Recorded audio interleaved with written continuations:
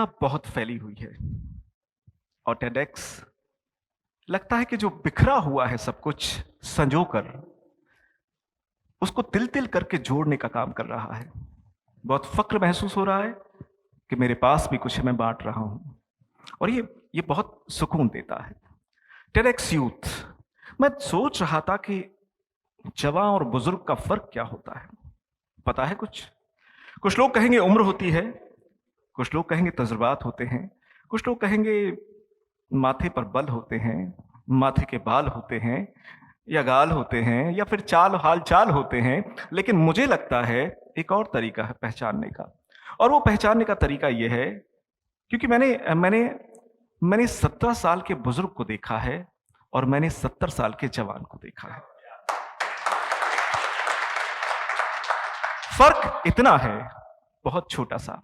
जो यादें बनाता है वो जवां है, और जो यादों में खोने लगता है, पलट पलट कर फिर पीछे देखने लगता है, वो बुजुर्गियत की तरफ पीछे बढ़ने लगा है। हमारे जमाने में तो इसका मतलब यह हुआ कि हमारा जमाना तो गया, अब हमारा जमाना नहीं है।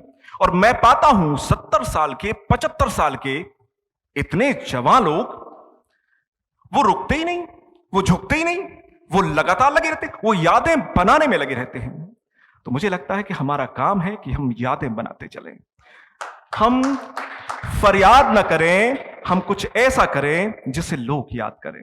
और मैं जब ऐसा सोचता हूं, बहुत गहरे में उतरता हूं, तो मुझे बहुत सारी बातें याद आती हैं। कितने जिंदगी के सबक है, मैं आपके साथ बांटना चाहता हूं। मैं यहीं से देखता हूं, अगर आपको याद हो, बचपन याद हो, ma'am can I go to,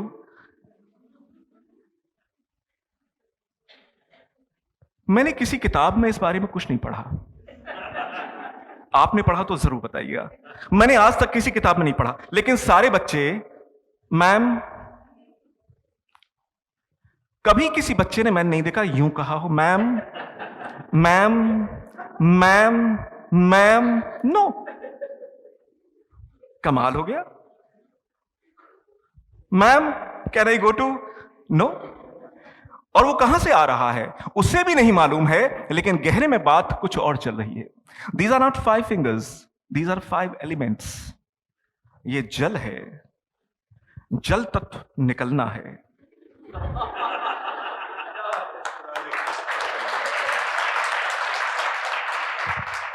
ये धरती है, जल के साथ लगी हुई है। 75% है ना, ये देख लीजिएगा जरा, ठीक है।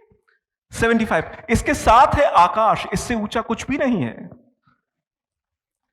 और आकाश के साथ है आग, और उसके साथ हवा।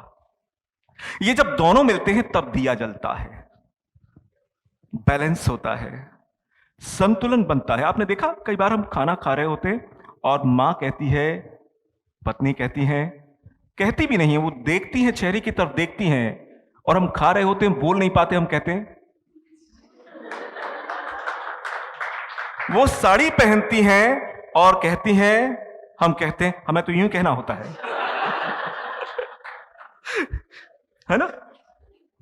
सवाल ये कि ये कहां से आ गया। ये बैलेंस है, ये दिया है, ये संतुलन है। कैसे? आग और हवा जब मिलती है तब रोशनी होती है, तब दिया जलता है। ज्ञान का भी, ये ज्ञान मुद्रा भी है, ये ध्यान मुद्रा भी है। हमें नहीं पता लेकिन चीजें चल रही हैं। मैं देखता हूं कि 5 उंगलियां नहीं हैं, 5 अवस्थाएं हैं। कौन कौन सी अवस्थाएं? ये बचपन है, अंगूठा मुंह में, ये जवानी है। जानते हो मैं कौन हूं? ये शादीशुदा है। ये बेचारा राशन पानी इन्हीं में लगा रहता है। ये किसी काम की उंगली होती नहीं है ज्यादा। लेकिन फिर दोपहर के बाद सूरज ढलने लगता है, पद हटने लगता है, कद घटने लगता है, और कद घटने के बाद फिर लगता है जो पकड़ थी, जो अकड़ थी, वो ढीली पड़ने लगी। और फिर ये लगता है कि हम कहते तो हैं लेकिन है कोई और भी। इसीलिए इस उंगली को तिलक लगाने में, बहुत सारे धार्मिक कर्मों में हम इनको इस्तेमाल करते हैं। और उम्र बढ़ी, और आगे बढ़े, और कद घट गया, और पद हट गया, और सिकुड़ गए, और छोटे हो गए, प्रोस्टेट की शिकायत होने लगी, इंद्रियों पर से नियंत्रण घटने लगा। कमाल देख रहे हैं आप, कितनी सारी चीजें कितने साथ साथ चलती हैं, और हमें कमाल ये हमें पता ही नहीं चलता। हेलन केलर मुझे याद आती हैं। वो एक बात कहती हैं, बहुत दिलचस्प है।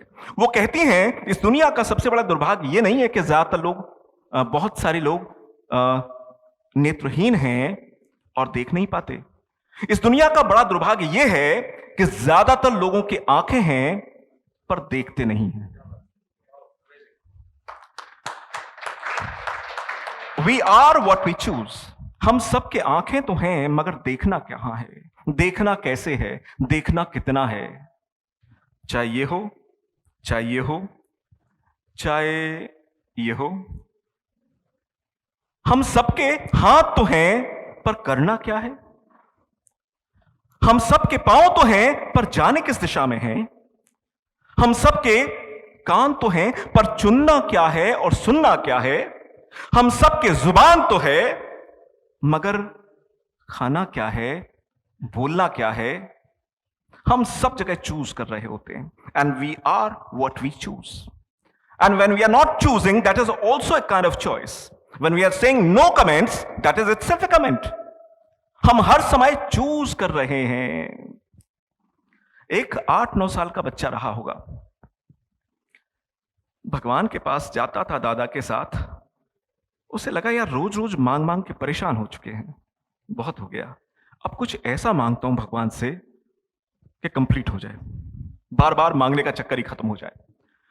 बहुत सोचा, रात में कई बार उठा, सर खुजाया, सबकी तरफ देखा, घर वालों को भी लगा क्या चक्कर है। सुबह सुबह दादा के साथ मंदिर पहुंच गया, आंखें बंद की, प्रार्थना की, क्योंकि उसने सुना था दादा से कि भगवान जो भी मांगते हैं आप दे देते हैं। आंखें बंद की, प्रार्थना की, और जब आंखें खुली तो बहुत गहरी चमक थी, दमक थी। दादा को कुछ गड़बड़ लग रहा था। उन्होंने कहा बोलो, क्योंकि भगवान के पास जो मांगे जा रही थी वो दादाजी पता करते थे और उन्हें पूरा भी करते थे। दादा को लगा इस बार कोई बड़ा होमवर्क मिलने वाला है। उन्होंने कहा क्या पूछा बेटा? उन्होंने कहा आज के बाद मैं भगवान के पास कुछ मांगने नहीं आऊंगा। उनका ऐसा क्या किया? मैंने कह दिया कि मैं जिंदगी में कभी भी दुखी नहीं हूं, हर समय खुश रहूं, मैं जो चाहूं वो हो जाए, मुझे कोई परेशानी बचे ही नहीं। दादा ने कहा ये क्या किया तुमने? मैं कहा और क्या, क्या प्रॉब्लम है इसमें? बहुत अच्छा है ना, भगवान दे सकते हैं तो क्या प्रॉब्लम है? उनका बात तो तुम ठीक कह रहे हो, लेकिन एक बात बताओ, मैं गिर पड़ूं, मेरे चोट लग जाए, मेरे दर्द हो, तुम तो खुश रहोगे। तुम्हारी मां की तकलीफ हो जाए, उनकी दाढ़ दुखने लगे, उनकी आंख में कुछ गिर जाए, चोट लग जाए, वो तकलीफ होगी, दर्द होगा, तुम्हें तो कुछ होगा ही नहीं। उस लड़के को लगा कुछ गड़बड़ तो है। उसने तो बहुत सोच समझ के फैसला किया था, लेकिन हो क्या गया, ये कैसे हो गया? उसे लगा थोड़ा अमेंडमेंट कर लेते हैं। मुड़ा, आंखें बंद की, भगवान को बोला सॉरी, थोड़ा चेंज करना है। क्या चेंज करना है? भगवान भी मुस्कुरा ही रहे थे। उन्होंने कहा मेरी फैमिली हमेशा खुश रहे। दादा की तरफ देखा, ठीक है, दादा फिर मुस्कुराए। अब उनकी मुस्कुराहट उसके गुब्बारे में हवा को कम कर रही थी। उनका अब क्या? उनका हम तो खुश रहेंगे, ठीक है, लेकिन तुम्हारा जो दोस्त है, जो पड़ोस में रहता है, वो अगर बीमार हो जाए, वो छत से गिर जाए, तब क्या होगा? लड़का फिर परेशान हो गया। उसने फिर आंखें बंद की। उन्होंने कहा सॉरी, थोड़ा फिर चेंज करना है, और उसने चेंज करना शुरू कर दिया। चेंज किया, उसने कहा भगवान मेरे पड़ोसी भी, और मेरा दोस्त, उसकी फैमिली भी। फिर उसे लगा दोस्त पड़ोस में ही नहीं, पूरे मोहल्ले में है, और मोहल्ले में नहीं, दूसरे मोहल्लों में भी हैं। उन्होंने कहा यार प्रॉब्लम हो रही है। फिर उसे लगा यार सिर्फ गांव की बात नहीं, मैं गांव की बात कर लूं तो भी कैसे चलेगा, क्योंकि नानी है, नाना है, मामा है, बुआ है, उनके दोस्त हैं, उनके दोस्त हैं, उनके रिश्तेदार हैं, उनका सारे लोग खुश रहें। बच्चे ने दादा की तरफ देखा, बोला सारे खुश रहें भगवान, किसी को कोई तकलीफ नहीं। दादा फिर मुस्कुराने लगे तो उसे लगा अब क्यों मुस्कुरा रहे हैं, अब वजह क्या है। उन्होंने कहा एक बात बताओ, वो तो ठीक है तुमने सबके लिए कर दिया, लेकिन एक बात सोचो, अगर ये हमारी जो श्यामा गैया है वो बीमार हो जाए तो, जो चितकबरी बकरी है वो बीमार हो जाए तो। बच्चे को लगा यार सब गड़बड़ हो रहा है। बहुत देर सोचा और फिर आंखें बंद की, प्रार्थना की, हे प्रभु, हे भगवान, सबको खुशी दे, सबको चैन दे, सबको अमन दे, सबको निरोगी कर, सबको सुख दे। और लगा जैसे उसके अंदर एक ऋषि पैदा हो गया है और वो ऋषि कह रहा है सर्वे भवन्तु सुखना, सर्वे सन्तु निरामया, सर्वे भद्राणि पश्यन्तु मां कश्चित् दुःखात् भवेत्। हम सब खुश रहें, हम सब निरोगी रहें, हम सब आनंद से रहें, हम सब, क्योंकि जब दूसरा दुखी होगा और हम सुखी हों तो ये कैसे हो सकता है, और होगा तो ये क्या ठीक होगा। हम सब चलते तो हैं, लेकिन कई बार मुझे लगता है कि हम चल नहीं रहे होते, बदमाशी कर रहे होते हैं, हम कदम ताल कर रहे होते हैं। मैं अपने जिंदगी के पन्नों को पलटता हूं तो हमेशा यह पाता हूं कि मुझसे भाग्यशाली शायद कोई व्यक्ति है ही नहीं दुनिया में। जो पाहा, जो चाहा वो पाया। जैसा पैशन, जैसा प्रोफेशन, जैसा साथी, जैसा जीवन, जैसे दोस्त, जैसी किताबें, जो चाहा सब कुछ मिला। कमाल तो यह होता है, कई बार मैं सोचता हूं कि आज दाल मखनी खाने का जी है और मैं घर जाता हूं थाली में दाल मखनी है। मैं जो किताब चाहता हूं वो गिफ्ट आ जाती है, जो दोस्त याद करता हूं, रिश्तेदारों को याद करता हूं, उनके फोन आ जाते हैं। मुझे लगता मैं कनेक्ट हूं सारी दुनिया से। मैं जानता हूं कि आप लोग बहुत चल रहे होंगे, है ना। सच ये ऐसा नहीं है कि मेरे जिंदगी में दुख नहीं है, लेकिन मुझे दुखों की नुमाइश करना अच्छा नहीं लगता। मैं भी गिरा, मैं भी टूटा, मैं भी बिखरा, मैं भी फेल हुआ, लेकिन मैंने जिंदगी में कभी भी उधर देखा ही नहीं। मेरे एक बहुत प्यारे दोस्त हैं, मुझे लगता है मुझे सारे लोग इतने अच्छे मिले हैं मैं कह नहीं सकता। और सारे लोग का मतलब सारे लोग हैं, क्योंकि वो 8 साल का बच्चा कहीं और नहीं है, ये 52 साल का आदमी होकर आपके सामने खड़ा है। मेरे दोस्त बहुत अच्छे फोटोग्राफर हैं, और उस फोटोग्राफर दोस्त से मेरे बेटे ने पूछा, अंकल बहुत बढ़िया फोटो खींचते हो आप, मुझे कुछ टिप्स दो ना।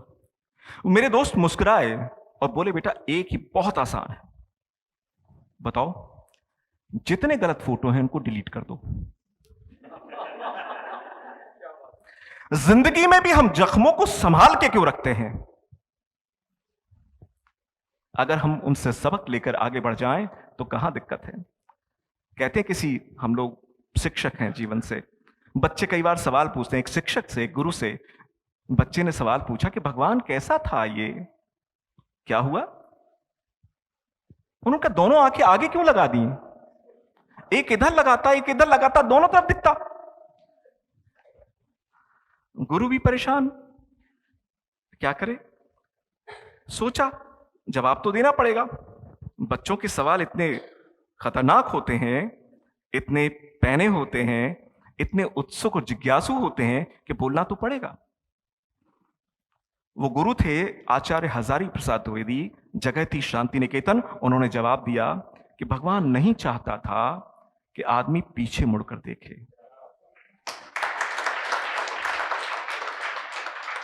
अगर आंख आगे भी होगी पीछे भी होगी तो चलना मुश्किल हो जाएगा कि जाएं आगे जाएं या पीछे जाएं, मैं इधर जाऊं या उधर जाऊं, बड़ी मुश्किल में हूं, अब किधर जाऊं। और पीछे देखने वाली आंख का नाम है इतिहास, उससे सबक लिए जाते हैं। इतिहास वो हर चोट है, वो हर खोट है, वो हर चपत है, वो हर उलाहना है जो आपको दिया गया है। और एक बार हम जानते हैं, एक बार जो चोट लगती है ना दरवाजे में ना, उस दरवाजे से पहले हम झुक जाते हैं, वो अंदर फीड हो जाती है। मुखालफत से मेरी शख्सियत संवरती है, मैं दुश्मनों का बड़ा एहतराम करता हूं। जिंदगी में मुश्किलें इतना सिखाती हैं जितना कोई नहीं सिखाता। और जब जब चोट लगती है तो लगता है कुछ आया है सबक। मैंने आपसे कहा कि मैं अपने आप को बहुत भाग्यशाली मानता हूं। मुझे यह भी लगता है कि मैं सारे जो दोस्त हैं, सारे लोग हैं, मुझे सब लोग किताबों जैसे लगते हैं।